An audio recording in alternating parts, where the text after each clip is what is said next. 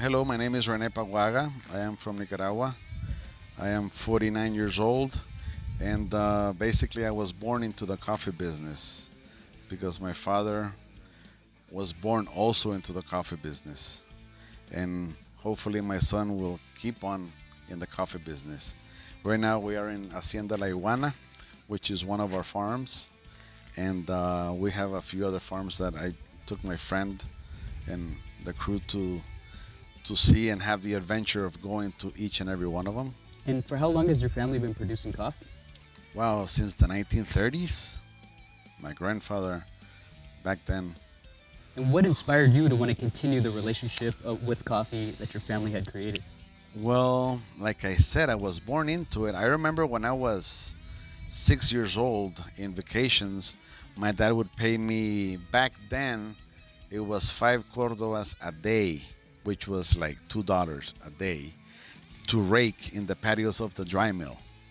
So I remember that until the war came and we had to flee the country for our own safety.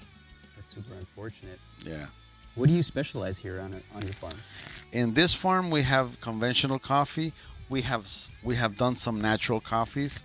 It's all up to like our clients, and we have two other farms very high, like 1,400, 1,600 meters, and there we focus in micro lots. And what varietals do you produce?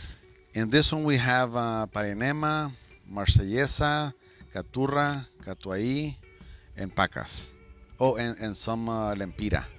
In the other ones, the ones that are specialty coffee, we have Pacamara, Caturra, Villa Sarchi, and Parinema. Oh, and some Java and Geisha, but it's rough with a Geisha. And how much coffee do you produce per year, more or less, throughout all your fincas? Anywhere between, let's say, 2,000 to 3,000 bags. Okay. And were you affected by the pandemic at all? Of course, I would say the whole chain of coffee and every business was affected because of the pandemic. Um, I mean, the pandemic, even the people to come to work and pick the coffee, and we're afraid of hiring too many people. So you're in that, in that problem that if I put too many people to harvest the coffee, you might spread more the COVID. So we had to keep a small number of people and like keep distances. Like this guy will cut this row of trees, the other one will go 2 rows down, and then the next day will you'll shift it over. And also Costa Rica asked for help from the Nicaraguan government. So like about 50,000 Nicaraguans left to Costa Rica. So actually in this farm, we've had about 250 pickers in regular, no pandemic years. This year, we roughly made it to like 80.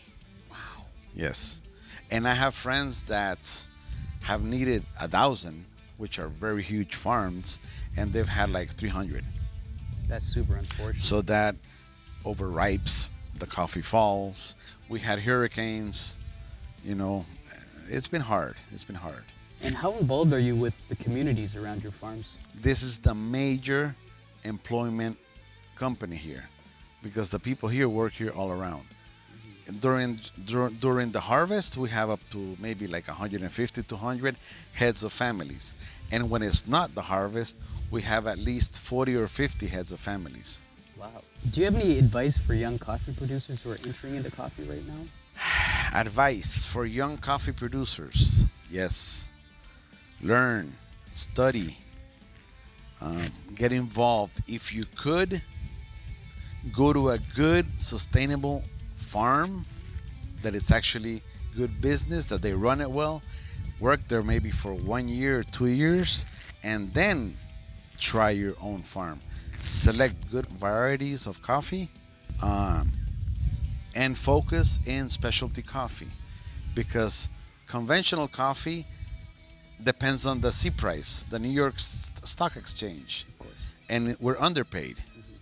Producing coffee, it's hard. Even conventional coffee, still, it's hard. So I would tell them select good varietals, a good altitude for the farm, and learn and have good relations with your future customers. If in your country you have, like, let's say, the cup of excellence, that's a good door to meet people. That's how we met our clients. We participated, we won 3 years, different places, and that's how we got our clients, our specialty coffee clients. It's really interesting. And what message do you want to pass on to your end consumers? To our end consumers, wow, buddy. Hey guys, we've had it hard this last year and a half, I would say. Hopefully, the pandemic will control it so we can keep on doing business and we can keep on taking our great coffee to your cafeterias, your roaster, and you guys can sell the great coffee that we can produce for you guys. What is your vision for the future with all your fincas? Try to be as sustainable as you can be. Maybe even since we're lacking labor, everything is getting more expensive. I would even tell the young producers or all the coffee producers, if I could, concentrating in and less property and less hectareas or manzanas and be more productive in less. You have less costs and you're producing more. And if you produce specialty, like 84 and up, that type of cups, Yep. then you can have and you can survive. I mean, coffee is great, but there's a lot of coffee producers that are just not doing it well, in to my humble opinion. I completely understand. I I see mean, where you're coming from. so to our final clients, hey, let's keep on going, guys. I mean, it's a long way, but hopefully we'll get through this.